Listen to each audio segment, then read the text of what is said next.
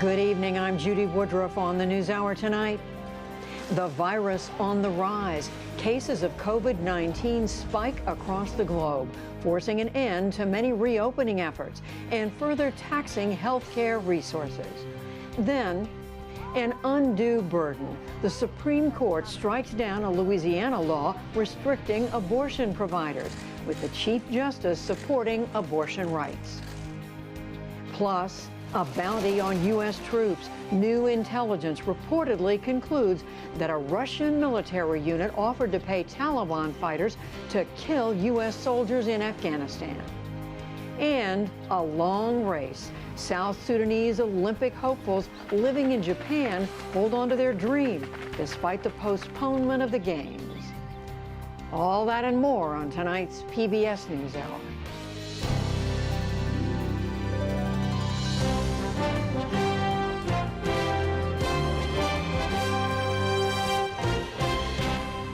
Major funding for the PBS NewsHour has been provided by... When the world gets complicated, a lot goes through your mind. With Fidelity Wealth Management, a dedicated advisor can tailor advice and recommendations to your life. That's Fidelity Wealth Management. Consumer Cellular.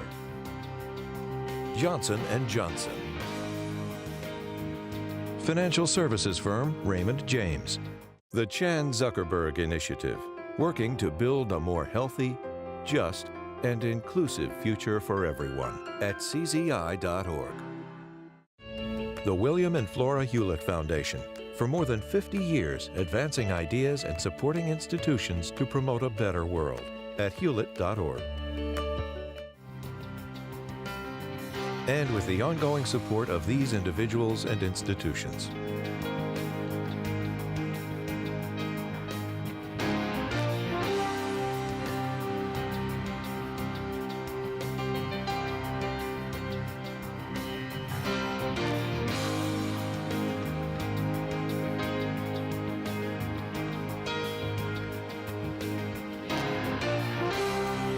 This program was made possible by the Corporation for Public Broadcasting and by contributions to your PBS station from viewers like you.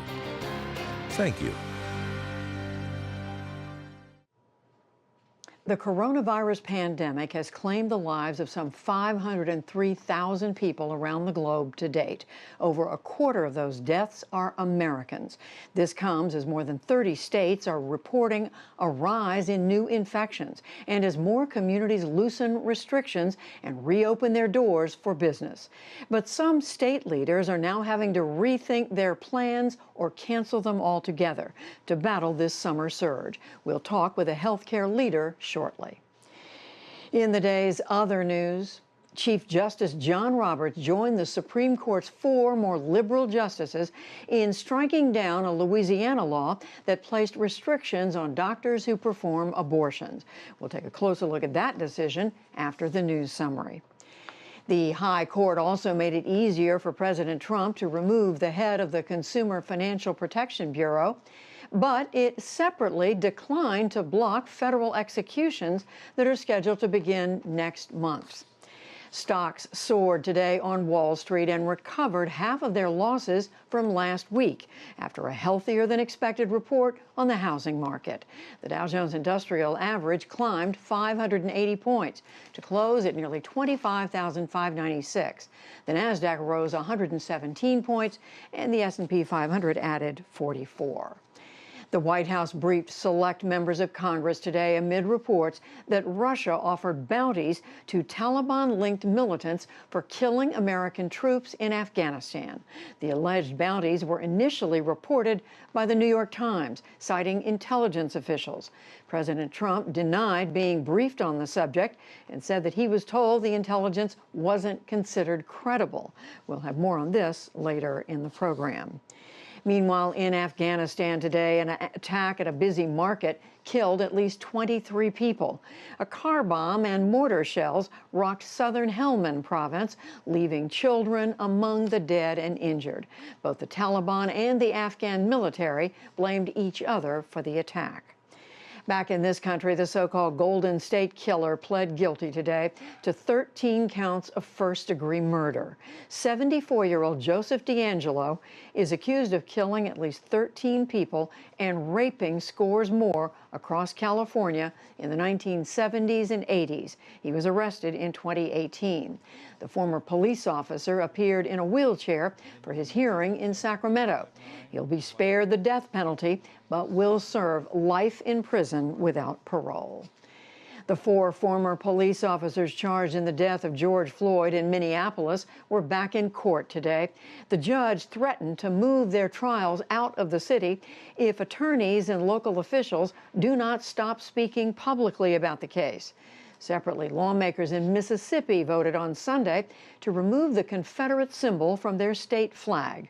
Their governor is expected to sign the bill soon. 4 militants attacked the Pakistan Stock Exchange in Karachi today, killing at least 3 people.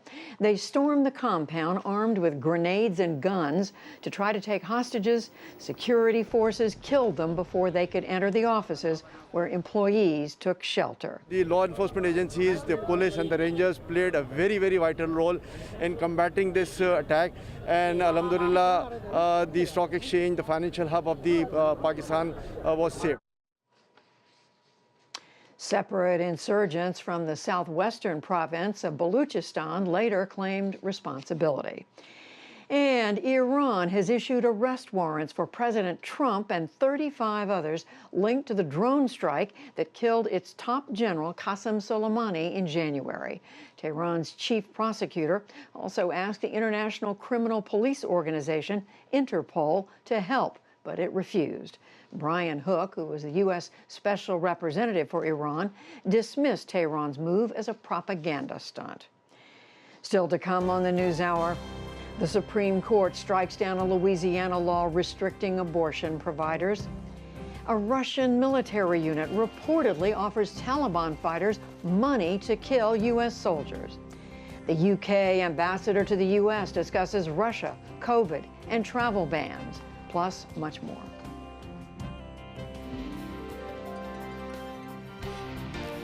This is the PBS NewsHour from WETA Studios in Washington and in the West from the Walter Cronkite School of Journalism at Arizona State University. Today, the White House briefed congressional Republicans on intelligence reports that Russia paid Taliban fighters, as we've been reporting, to attack U.S. forces in Afghanistan, amid bipartisan concern about the president's statement that he had not been told about the intelligence. We'll get to congressional leaders' response in a moment, but first, Nick Schifrin reports new details on Russian bounty payments that U.S. officials fear killed U.S. troops.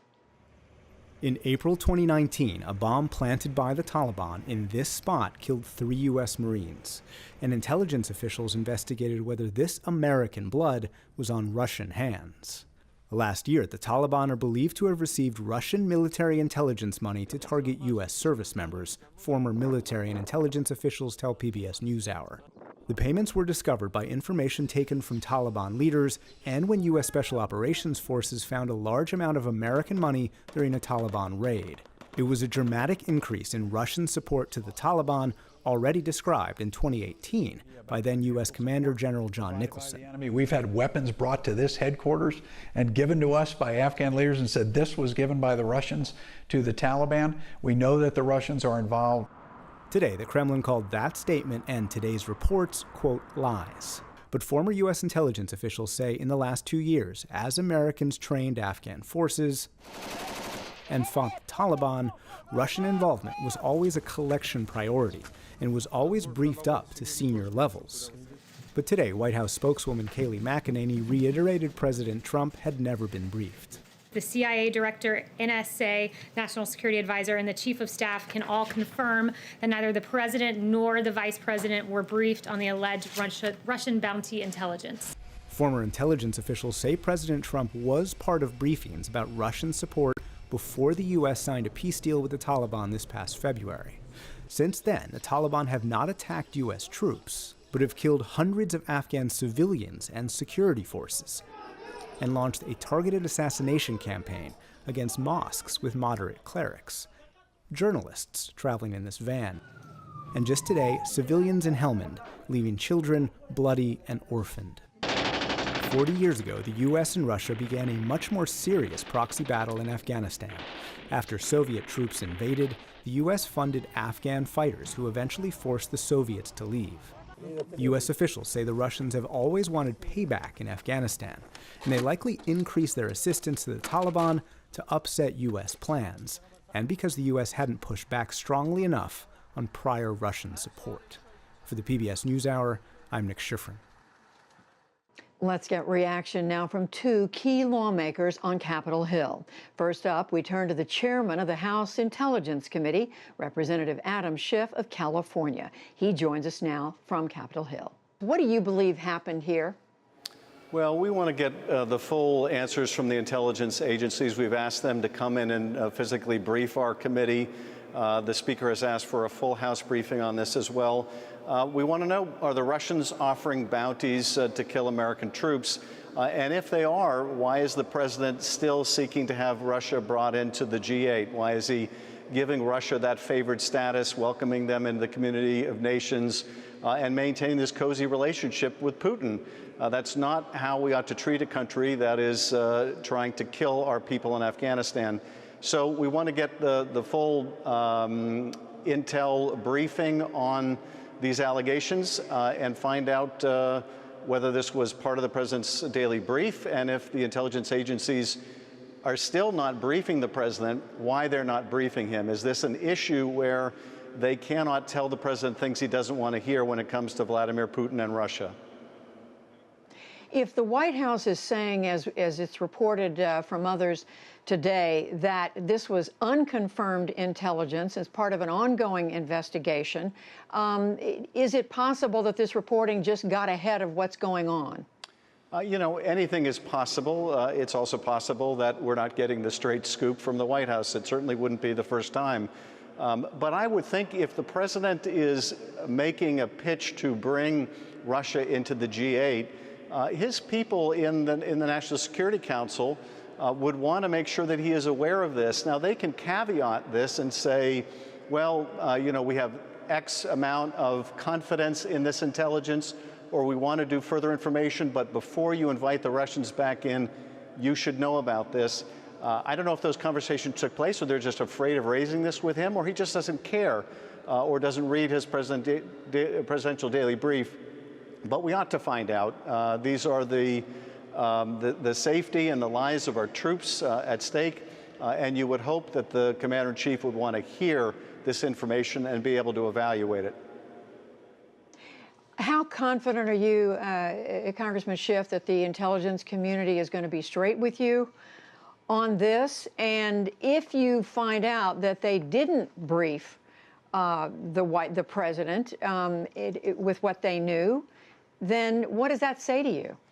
Well, I'd like to find out, and I can't comment on the classified information, but I'd like to find out what they would say in terms of their confidence regarding these allegations. If they felt they couldn't bring this to the president's attention, why they couldn't, or if in fact they did bring this to the president's attention. You know, what the agencies ought to do is they ought to supply the president with the best information. They ought to tell the president the limits of that information, but allow the president to make good decisions. If the president doesn't want to hear it, won't listen to it, won't hear a bad word said about Putin's Russia, then obviously we need to know about that, because then it falls on the Congress to protect the country when the Commander-in-Chief won't. Do you believe it's possible to determine whether or not the president was briefed on this or was informed in some manner? We should be able to. You know, have to think that the White House will likely resist that. There are times where we are informed that this made it into the presidential daily brief. There are times when I'm sure they will fight that. But I would hope that we would be able to ascertain whether information is getting to the president, and as I mentioned, whether there's a separate issue about whether, as we see with Russian election interference, those that might raise it with the president at the cabinet level don't do so because it's a good ticket out of the cabinet if they do. You said a moment ago that this raises questions about the president inviting Russia or talking about inviting Russia into the G8. What should the punishment be for Russia if it turns out this is true, that they were offering bounty to the Taliban to kill Americans? Well, I think that we would need to consider what additional sanctions on Russia are necessary. We certainly halt efforts to welcome Russia back on the international stage, and it ought to tell us something about the peace process in Afghanistan, that we have a nation that is trying to subvert that peace process by incentivizing the Taliban to attack U.S. troops. Again, if these allegations are correct, but it ought to inform all of our policy judgments as well as what repercussions ought to take place in terms of Russia. At a minimum, though, it ought to end the president's talk about welcoming Putin and Russia back into the community of nations. Chairman Adam Schiff of the House Intelligence Committee, we thank you very much. Thank you, Judy. And now to Texas Congressman Mac Thornberry. He is the highest-ranking Republican on the House Armed Services Committee. Earlier today, he received a briefing from the White House on these reports, and he joins us now from Capitol Hill. Congressman Thornberry, thank you very much for joining us. Tell us, what are they saying at the White House about these reports? Well, our briefing today was of the classified intelligence information, which is the basis for these concerns about Russians encouraging attacks against U.S. troops. And so we dug down a little deeper into the information. Like a lot of intelligence questions, it's not completely clear-cut. There are pieces of information, and some of it contradictory, and you have to try to put it all together to understand what's really happening. And so that's what we focused on. So, as you know, the New York Times and now other news organizations are reporting that the Russians did offer bounty, paid bounty to the Taliban to kill American troops. That's pretty direct. So you're saying what you heard today was that this is not true, or that it could be true? There are pieces of information that support it. There may be pieces that give a somewhat different view. But I think most of us would agree, if there's any hint of truth or any prospect of truth in the idea that Russia or any other country would put bounties on the head of U.S. service members, we have to treat it very seriously and pursue every lead and make sure our people are protected. And so I think that's got to be the mindset moving forward. And what were you told with regard to whether President Trump was informed about this intelligence? We were told that he was not informed about the intelligence because it had not been fleshed out, not proved credible enough to rise to his level. At the same time, the White House staff did begin to work on a menu of response options in case further validating information would come forward. So there were really, I think, from the White House perspective, two tracks. At the same time, I do believe that our forces in Afghanistan took action in case this represented an elevated threat, to make sure our people were prepared and protected. And again, my view, and I think most of us believe, that whether you can prove it all the way or not, if there's a threat to our people, then we need to take decisive action to make sure our people are protected. Well, that's what I want to ask you about. If there is a chance that this information was correct, does it make sense to you, with such an explosive piece of information, that the president wouldn't have been briefed about it? Well, my default would be, if it's a threat to our troops, especially a state that is putting a bounty on the heads of our troops, yes, I would want to tell the president. And yes, I would want to pursue it as vigorously as possible to track it down, and I would want to take all measures possible to protect our people. That is my default position. But I also acknowledge that into the White House every day come many, many threats that have to be evaluated. Which ones make it to the president, which ones don't. They have to be fleshed out. And so, you know, all of us ought to be a little bit careful about second guessing because of all the things that are going in there. But again, my view is if it's a threat to U.S. troops or might be a threat to U.S. troops, that's got to rise to the top. Do you think the White House is completely leveling with you? I assume they have told us, I assume what they have told us is accurate. But it is important for our Committee on Armed Services, the Intel Committee on the House and Senate to pursue these issues, again, because there is so much at stake. And if the intel community had this information and didn't share it with the president, what should happen with regard to the intelligence community?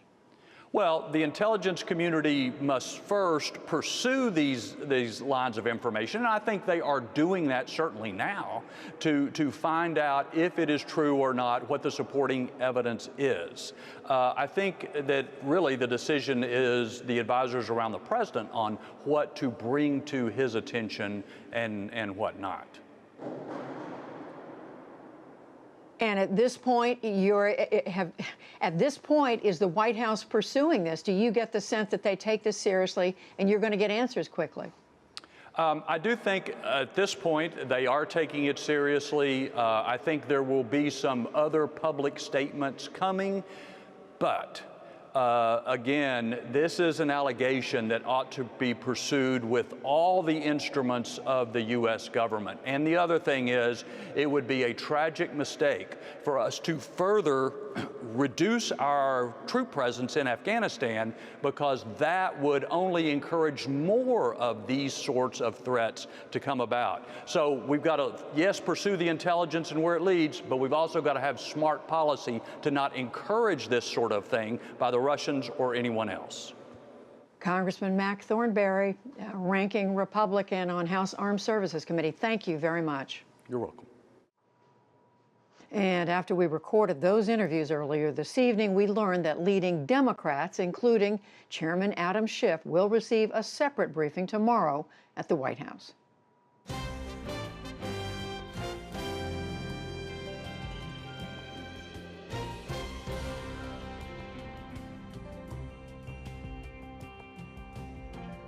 As we've been reporting, the summer surge of COVID-19 has left the U.S. and the globe rethinking how to reopen. William Brangham has more.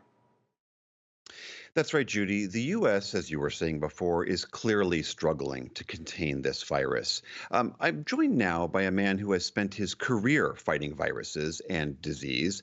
Dr. Thomas Frieden ran the Centers for Disease Control and Prevention from 2009 to 2017, and he's now the head of a global health initiative called Resolve to Save Lives. Dr. Frieden, good to have you back on. We are about 6 months into this ordeal. We've seen 2.5 million official cases. Over 125,000 Americans have died. When you look at where we started versus where we are today, what is your assessment of how we have done responding? Well, the U.S. is clearly a laggard here. There are countries around the world that are getting their economies back because they were guided by public health.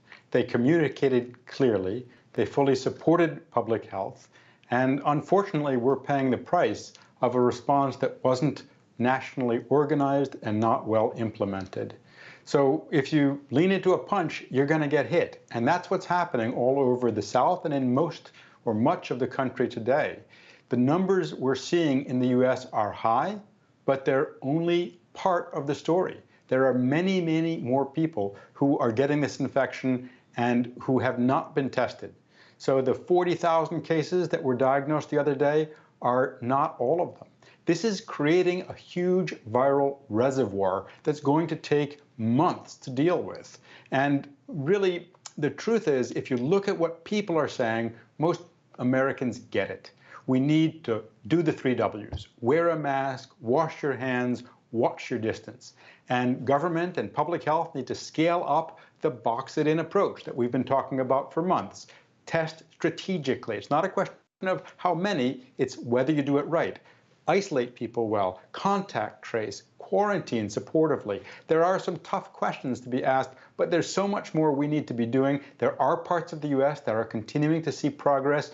New York, New Jersey, Connecticut, seeing progress still, but at risk, because if any part of the US is having this kind of rapid increase, all parts of the US are at risk. So if, as you say, the majority of the country does believe in the 3 Ws, as you were laying out, and wants to stamp out the virus, how do we explain this several dozen states now seeing these dramatic spikes? What is going on in those states that is causing that? I think what you saw was an approach that wasn't data-driven. A data-driven approach would not have closed for so long in so many places that didn't have COVID. It's like trying to catch a wave when you're surfing. If you go too early, you don't catch the wave. If you go too late, you get swamped. You have to do it just right. So in many parts of the US, you saw closings too soon and too long. Then they open just as it's increasing. And again, opening when it's increasing is just asking to get hit hard.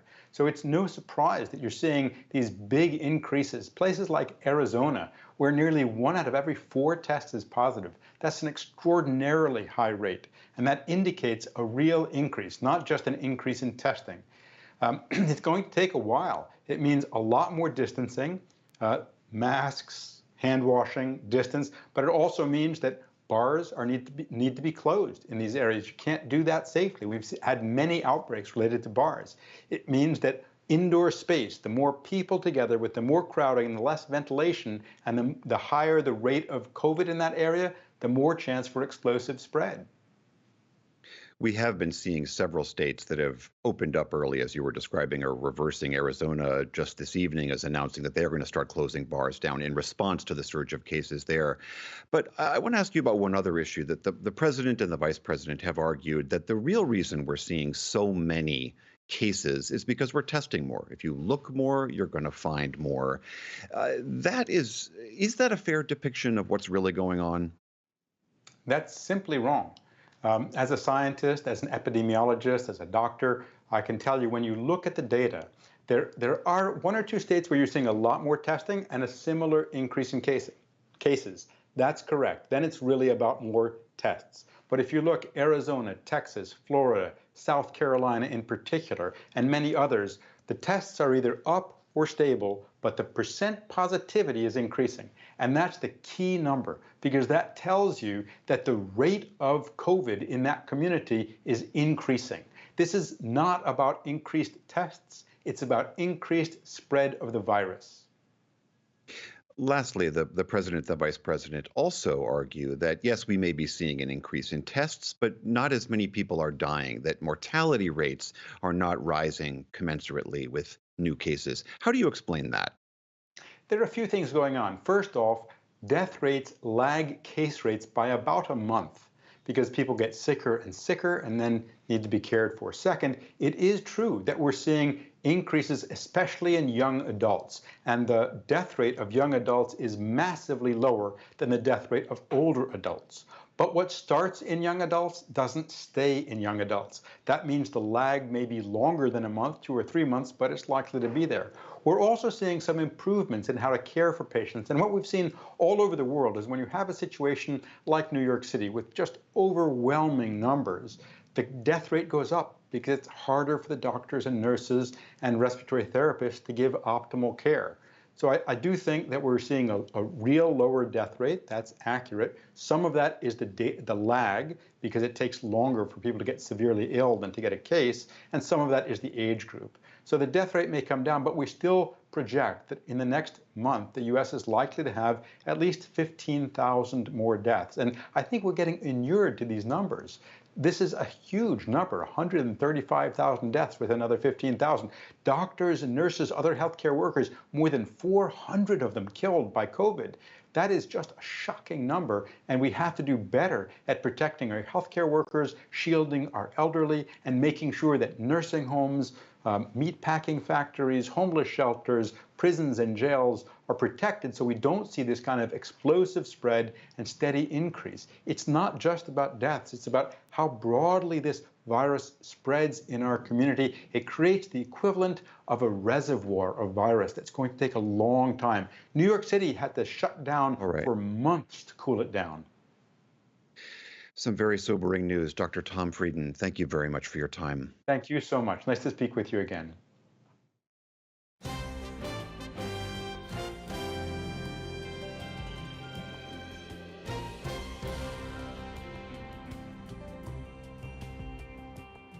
As we reported earlier, the Supreme Court struck down a restrictive Louisiana abortion law with a 5-4 majority. As John Yang reports, Chief Justice John Roberts provided the decisive vote.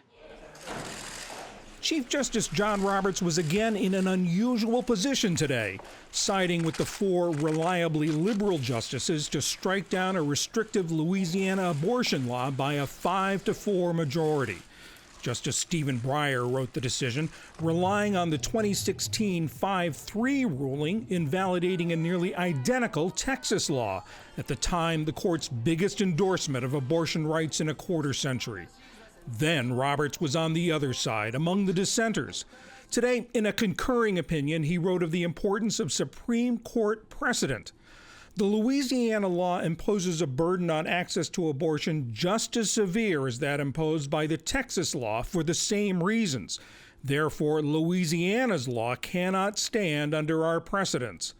Roberts said he still believes the Texas case was wrongly decided.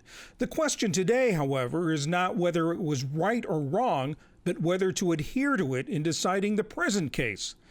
Marcia Coyle, chief Washington correspondent for the National Law Journal, says it underscores Roberts' emergence as the court's swing vote. Overlay on that his concern for the credibility of the institution. And he tends then to write fairly narrow opinions when he does move to the left, as he did here. And he's not going to make any immediate gigantic shifts, left or right. Although he's capable of doing that and has done some in the past. In a statement, White House Press Secretary Kayleigh McEnany called the ruling unfortunate and said unelected justices have intruded on the sovereign prerogatives of state governments by imposing their own policy preference in favor of abortion to override legitimate abortion safety regulations.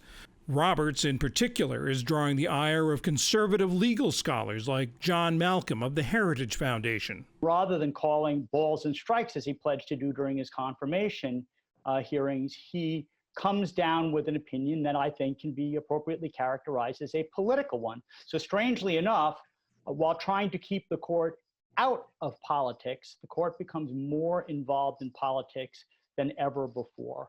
For President Trump's appointees, Justices Neil Gorsuch and Brett Kavanaugh, it was the first case involving abortion rights.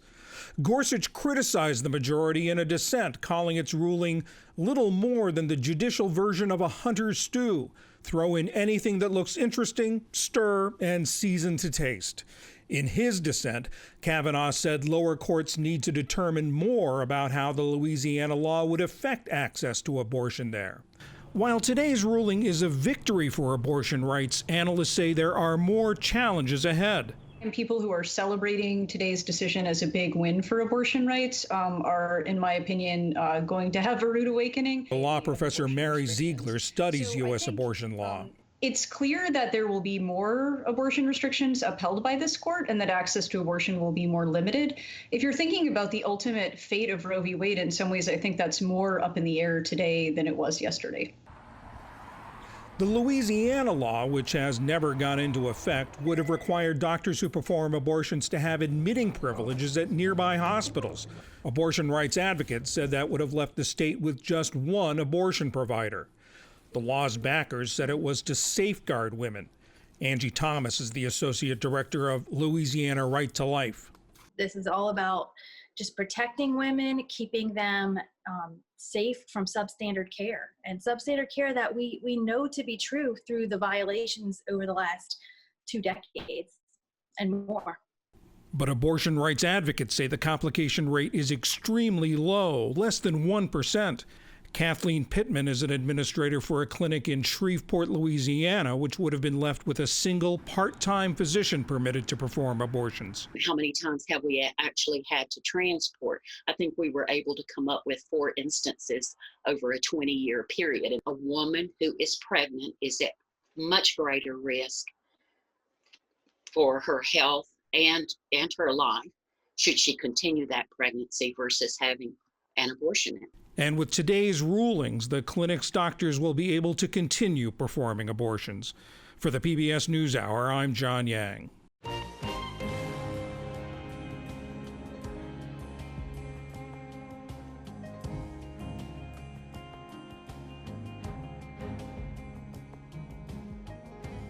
We look now at how the U.S. relationship with one of our closest allies is complicated by current events. Nick Schifrin spoke late today with the new British ambassador to Washington.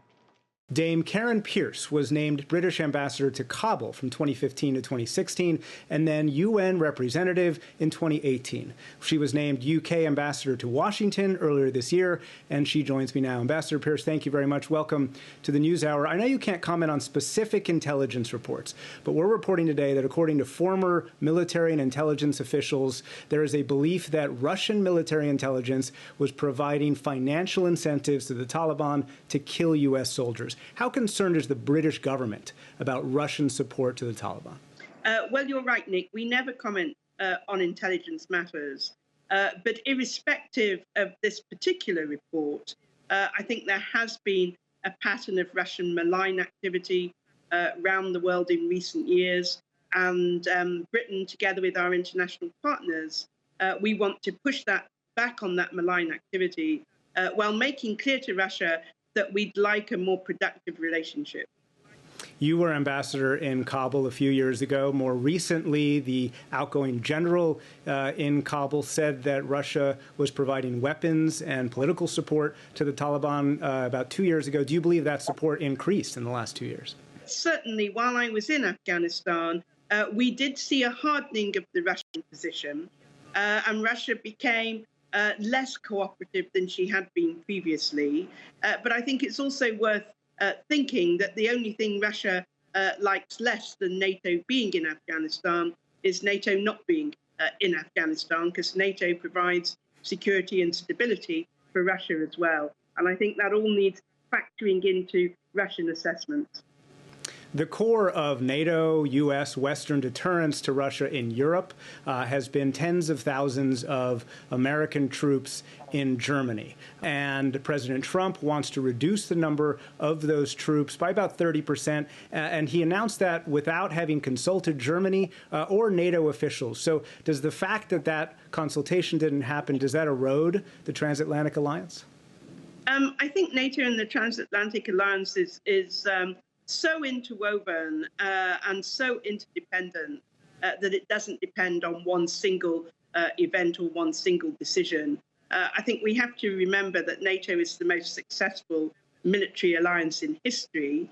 As regards the numbers, my understanding is that Defense Secretary Esper is talking to the president about options for troop numbers in Germany. But as I say, one single decision doesn't undermine the fact that NATO has been extraordinarily successful since it was first founded. On coronavirus, as you know, cases in certain U.S. states are spiking. There are concerns here about people respecting social distancing ahead of the July 4th weekend. July 4th also happens to be the day when the UK will open up pubs. With all due respect, Britons are not necessarily known for social distancing after a few pints. So are you worried at all that the opening up that the government has announced for later this week will increase cases in the UK? Well, the Prime Minister and scientists and other ministers are calling for people to be vigilant. We're calling July the 4th our version of Independence Day because people can start to come out of lockdown. As you say, they can go to the pubs, they can do more to enjoy themselves. But it has to be done on a responsible basis. And social distancing rules will be relaxed to 1 meter rather than 2 meters. But that is dependent on taking other measures like mask wearing and staying alert so that we don't get a resurgence of cases. The European Union is on the verge of extending a ban on American tourists from traveling to the bloc. Will the UK make the same decision? Well, our decisions now are separate and independent from the European Union's. Our Transport Secretary, who's called Grant Shapps, he made a statement in Parliament saying that the restrictions would be relaxed for a number of countries shortly. He is looking at which countries might fall into that list. A lot depends on the trajectory, the expected trajectory of the virus in those countries. But we hope to be able to announce that list shortly. I'm afraid I haven't seen it, so I don't know who's on it. The trajectory in the U.S., though, is not in the right direction. Are there ongoing conversations between U.S. and British officials about respective travel bans? There's a lot of conversations going on about COVID handling in general. They don't just cover travel, they cover medical science. A whole range of talks go on. And we take part in some other groups that the US is in, trying to manage all these issues across Europe and the United States. And Ambassador, in the time I have left, one last topic. This week, Israel might annex parts of the occupied West Bank. Do you oppose the administration's green light effectively in the Trump peace plan to annexation? And will you impose penalties if that annexation goes forward? Well, Boris Johnson, our Prime Minister, said in the House of Commons that we did oppose unilateral annexation by Israel. As to what will happen if Israel goes ahead and annexes, I don't want to speculate, but I think our opposition to unilateral annexation has been laid out loud and clear. Ambassador Pierce, thank you very much. Thanks very much.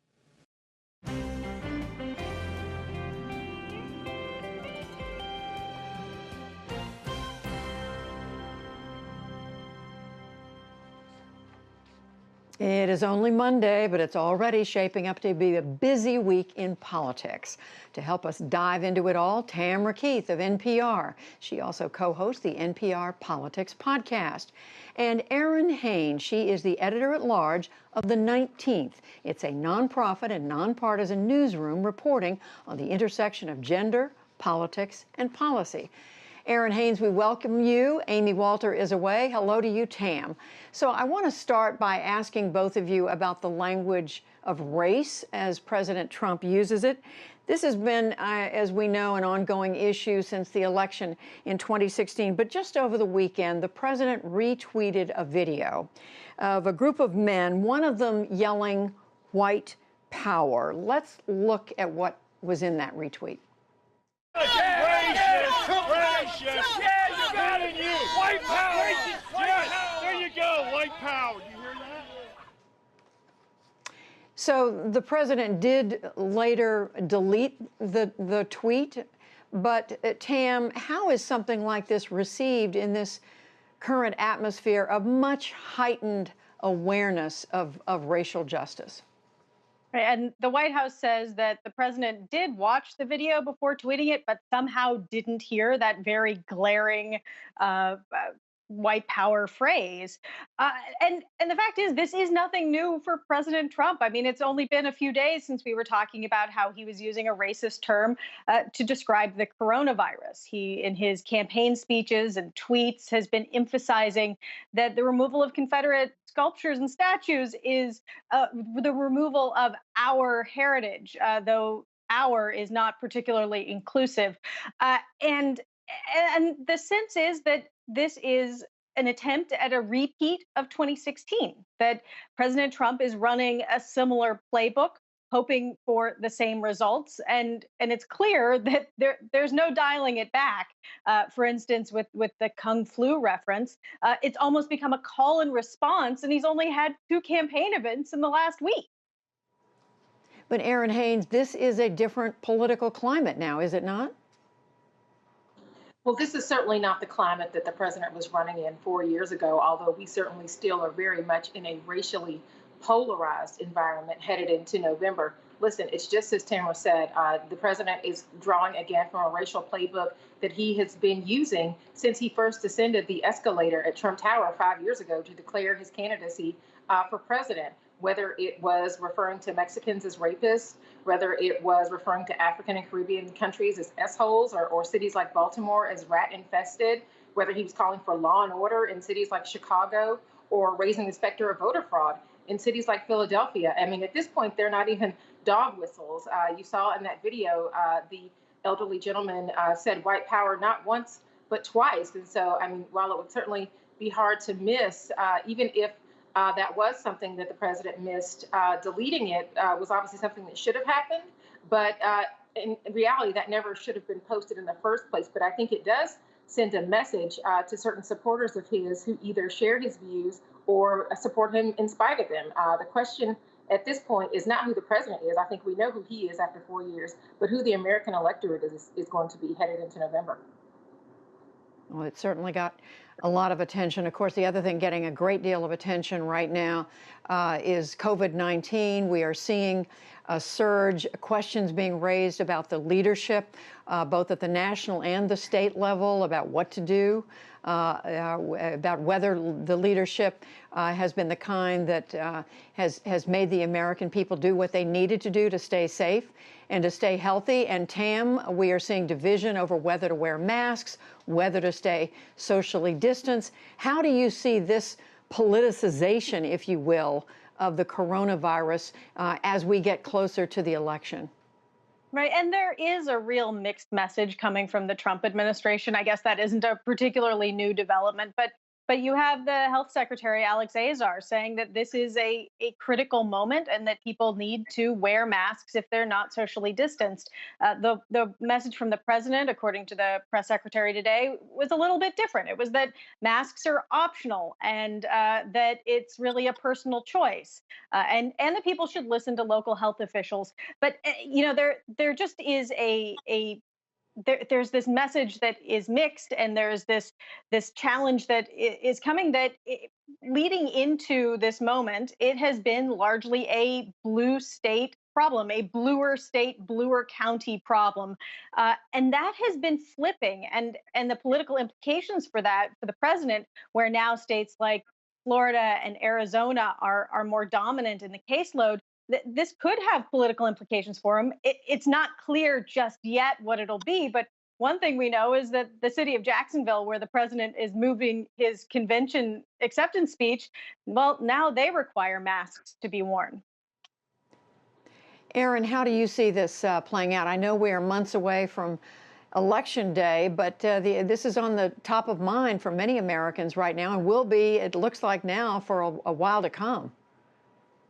It absolutely is, Judy. And what we're looking at here and headed into November are the dual pandemics of coronavirus and racism, which are absolutely political and on the minds of many of the voters that I've spoken to, both the ones who stood in line for hours to cast a ballot during this primary and wonder how they're going to be able to safely participate in this democracy headed into November, to Black voters who are part of a community that is disproportionately being affected and killed by this deadly virus. And so having leaders, or looking for leaders who are going to respond to these dual pandemics, I think is on the minds of a lot of voters, particularly voters of color, but also women who are the majority of the electorate and who are being disproportionately affected, maybe not by death, but in almost every other aspect of the coronavirus crisis. And so what I'm hearing from women and from voters of color is that the pandemic is absolutely political and absolutely something that could be galvanizing and energizing them headed into the fall. And just very quickly to you, Tam, the polls are showing that older voters who are more vulnerable to the coronavirus, the president is seeing some slippage in his support among that group. Well, and former Vice President Joe Biden is doing surprisingly well with older voters. I mean, you have to figure that the coronavirus is playing into this, certainly. Even as at the moment now, more young Americans are being affected by the new cases. It's not clear whether the statistics will stay that way. For sure. So much to follow, even more than we have time to get to today, but it's great to see both of you, Tamara Keith, Aaron Haynes. Politics Monday. Thank you both.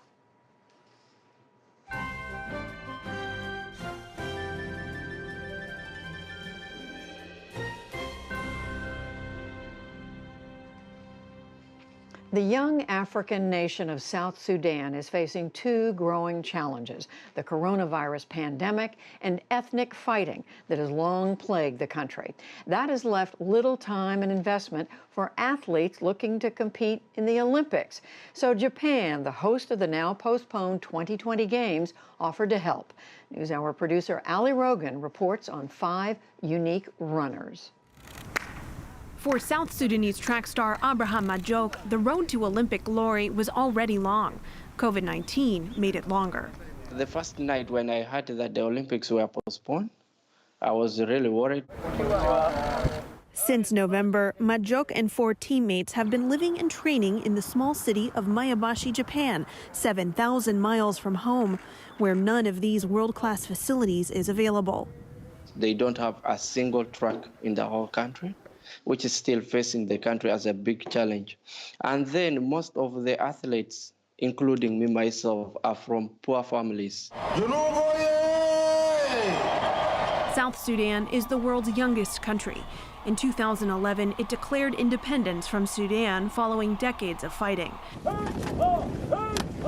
But fighting among South Sudanese ethnic groups continued. Only in February did rival leaders agree to end 6 years of civil war. Majok dreamed of giving his divided nation a reason to unite. But in March, the International Olympic Committee postponed the Tokyo Games until next summer and possibly beyond. Majok worried his dream would disappear. The whole night thinking I might have lost again this chance that I had come to fight for my dream. But in that fight, he has an ally, one of the world's oldest and richest countries. Japan's International Development Agency chose Majok and his teammates to train in Maebashi ahead of what was supposed to be the 2020 Tokyo Summer Olympics. The agency's goal is to unite the South Sudanese people through sports. Yoshifumi Yamanaka represents Japan's development agency. He said Maebashi's mayor offered to host from a sense of duty. The mayor said that Japan is a country which, after World War II, succeeded in economic growth thanks to the support from the international community, and it is important for Japan to now return this favor by supporting the development of South Sudan. Back in November, Japanese TV celebrated Majok and his teammates' arrival, and they've become a beloved part of the community. Before the pandemic, they learned the traditional way to make mochi, a favorite Japanese dessert, took lessons in writing Japanese script, and visited local shrines. Kenichi Uchida is their translator in Maebashi. We are getting close and we become friends, so one day, I'd like to go there and meet them in person in South Sudan. Before a citywide coronavirus shutdown, the athletes trained with local volunteers and runners. They spent their free time learning about Japanese culture and civics and about how the nation recovered from wartime. What I have got to learn from the Japanese history is there is nothing which is permanent. No condition is permanent after that long suffering. And Japan has finally gained the peace, and they are one of the world's most peaceful countries at the moment also. And it goes both ways. In this country now 75 years removed from war, Majok and his teammates visited with Japanese school children to share their stories. Most of them ask us about South Sudan, and we always tell them this is the world's youngest country, but it's still under very difficult situations right now. But that does not make us lose hope. And now the Japanese have decided to preserve the team's Olympic hope. Maebashi officials extended their stay by raising money from taxes and revenues from new vending machines. When we heard that we're going to train after that long, at least the worry was a bit reduced because we believe we're going to train and we may have the chance to reach Olympics here. Majok and his teammates are staying at least through July. What happens after that depends on local officials and South Sudan's Olympic Committee. For now, the volunteers are keeping socially distant, and the athletes train in an otherwise empty gym. There are still moments when Majok misses home, but he remains focused on the reason he and his team embarked on this journey. I'm for a mission, which if I miss, I can't achieve it again. But the friends, when I get back, I will meet them again. The family, when I get back, I will see them again. So I have to focus on my goal first. What does it mean for you to have the opportunity to represent South Sudan in the Olympics? I feel very good to represent my country because this is what I was always fighting for, and this is why I've been training all along, and it was my goal that I set, and I have to achieve it. Whenever Majok achieves his goal, he'll have the entire city of Mayabashi cheering him on. For the PBS NewsHour, I'm Ali Rogan. You've got to be pulling for that South Sudanese team.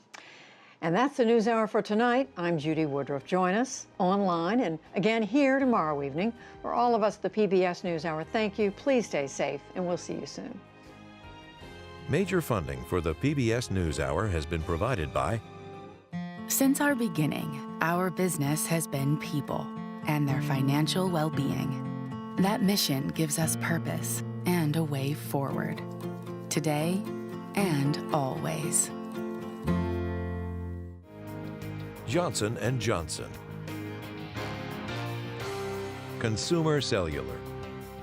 The Kendeda Fund, committed to advancing restorative justice and meaningful work through investments in transformative leaders and ideas. More at kendedafund.org.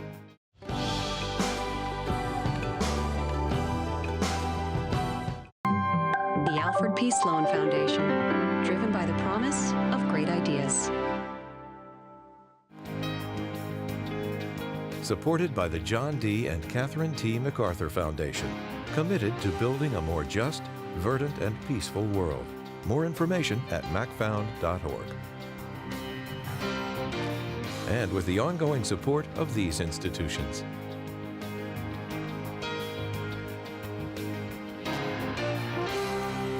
This program was made possible by the Corporation for Public Broadcasting and by contributions to your PBS station from viewers like you. Thank you.